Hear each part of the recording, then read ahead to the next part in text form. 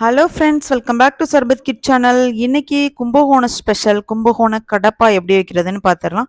இது வந்து டேஸ்ட் ரொம்பவே சூப்பராக இருக்குங்க. சுட சுட இட்லி கூட இந்த கும்பகோணம் கடப்பா வச்சு சாப்பிடும்போது டேஸ்ட் வேற லெவலில் இருக்குங்க.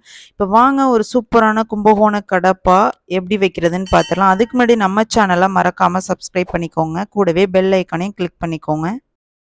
கும்பகோணம் கடப்பா பண்ணுறதுக்கு நான் இன்னைக்கு 1.5 கப் வந்து பாசிப்பருப்பு எடுத்திருக்கேங்க. ஸோ இது வந்து ஒரு 150 கிராம் இருக்கும். நெக்ஸ்ட்டு அதே கப்பால் ஒரு 1/2 கப் வந்து கடலைப்பருப்பு எடுத்துக்கோங்க. இது ஒரு 50 கிராம் இருக்கும். இது எல்லாத்தையும் ஒரு 2 டைம் நல்லா வாஷ் பண்ணிவிட்டு எடுத்து வச்சுக்கோங்க.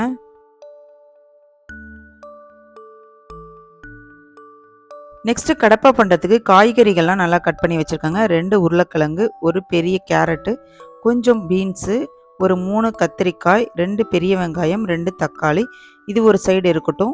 நெக்ஸ்ட்டு அடுப்பை பற்ற வச்சு ஒரு குக்கரை போட்டுக்கோங்க. அதில் நம்ம கழுவி வச்சுருந்த பாசிப்பருப்பு, கடலைப்பருப்பை போட்டுக்கோங்க. இதில் நம்ம அரிஞ்சு வச்சுருந்த எல்லா காய்கறிகளையும் இதில் போட்டுக்கலாம். இந்த கடப்பாவுக்கு வந்து பச்சை மிளகாய் தாங்க. ஸோ உங்களுக்கு எவ்வளோ காரம் வேணுமோ போட்டுக்கோங்க. நான் இன்றைக்கி ஒரு 5, 6 பச்சை மிளகாய் போட்டிருக்கேன். இது கூடவே தேவையான அளவுக்கு உப்பு போட்டு இந்த கடப்பாவுக்கு தேவையான தண்ணி ஊற்றிக்கோங்க. நான் ஒரு 2 கிளாஸ் ஊற்றிருக்கேன். இது எல்லாத்தையும் நல்லா கலந்து விட்ருங்க. நெக்ஸ்ட்டு குக்கரை மூடி போட்டு ஒரு 3 விசில் விட்டு எடுத்துக்கலாம்.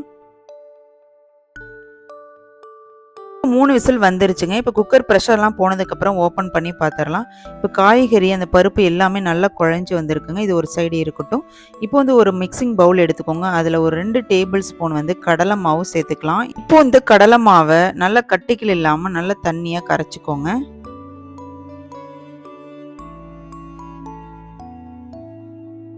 நெக்ஸ்ட்டு அடுப்பை பற்ற வச்சுக்கோங்க. இப்போ நம்ம கரைச்சி வச்சிருந்த கடலை மாவை ஊற்றிக்கோங்க. இப்போ கொஞ்சம் திக்காக இருக்கும். இதுக்கு தேவையான தண்ணி ஊற்றி நல்லா கலந்து விட்ருங்க. இப்போ இந்த கடப்பாவை வந்து தாளிச்சிடலாம். இப்போ தாளிக்கிறதுக்கு என்னென்ன வேணும்னு பார்த்தீங்கன்னா, 1/2 ஸ்பூன் சோம்பு, கல்பாசி, ஒரு பிரியாணி இலை, 3 கிராம்பு, ஒரு அன்னாசிப்பூ, பட்டை, இது கூடவே வந்து ஒரு 5 பல்லு பூண்டு எல்லாத்தையும் தட்டி வச்சுருக்கேன். இப்போ அடுப்பை பற்ற வச்சு தாளிக்கிற சட்டி போட்டுக்கோங்க. இதில் வந்து 2 டேபிள் ஸ்பூன் வந்து நார்மல் குக்கிங் ஆயில் போட்டுக்கோங்க. இது கூடவே வந்து ஒரு 2 ஸ்பூன் வந்து நெய் சேர்த்துக்கோங்க. ஸோ ரொம்பவே வாசமாக இருக்கும். எண்ணெய் நல்லா சூடு வந்ததுக்கப்புறம் நம்ம தாளிக்கிறதுக்கு எடுத்து வச்சுருந்த மசாலா எல்லாத்தையும் போட்டுக்கலாம். இந்த மசாலாலாம் அந்த எண்ணெய் நெய் கூட நல்லா பொரிஞ்சு வரும்போது நல்ல ஒரு கம வாசம் வருதுங்க. ஃபைனலாக வந்து கருவேப்பிலை ஒரு கொத்து போட்டு நல்லா கலந்து விட்ருங்க. இப்போ இந்த பூண்டு வந்து லைட்டாக கலர் மாறினதுக்கப்புறம் நீங்கள் அடுப்பை ஆஃப் பண்ணிடுங்க. இப்போ நமக்கு வந்து தாளிப்பு ரெடி ஆகிட்டு நம்ம ரெடி பண்ணி வச்சுருந்த அந்த கடப்பா மேலே இதை ஊற்றிக்கோங்க. அவ்வளோதாங்க. இப்போ வந்து நல்லா கலந்து விட்டுட்டு லாஸ்ட்டாக ஒரு ஸ்பூன் நெய் ஊற்றிக்கோங்கங்க. கமன்னு வாசத்தோட கும்பகோணம் கடப்பா செம்மையாக ரெடி ஆகிட்டுங்க. இப்போ வாங்க பிளேட்டிங் பண்ணிடலாம். அவ்வளோதாங்க, ஒரு அருமையான கும்பகோணம் கடப்பா செம்மையாக ரெடி ஆகிட்டுங்க. இட்லி தோசை கூடலாம் இந்த கும்பகோணம் கடப்பா வச்சு சாப்பிடும்போது ரொம்பவே சூப்பராக இருக்குங்க. இந்த கும்பகோணம் கடப்பா வந்து சீக்கிரமே வச்சிடலாங்க. டேஸ்ட்டுமே ரொம்ப சூப்பராக இருக்கும். நீங்களுமே ஒரு டைம் ட்ரை பண்ணி பாருங்கள். உங்களுக்கு இந்த வீடியோ பிடிச்சிச்சு அப்படின்னா ஒரு லைக் பண்ணிவிட்டு உங்களோட ஃப்ரெண்ட்ஸ் அண்ட் ஃபேமிலிக்கு ஷேர் பண்ணுங்கள். தேங்க்யூ ஃபார் வாட்சிங்.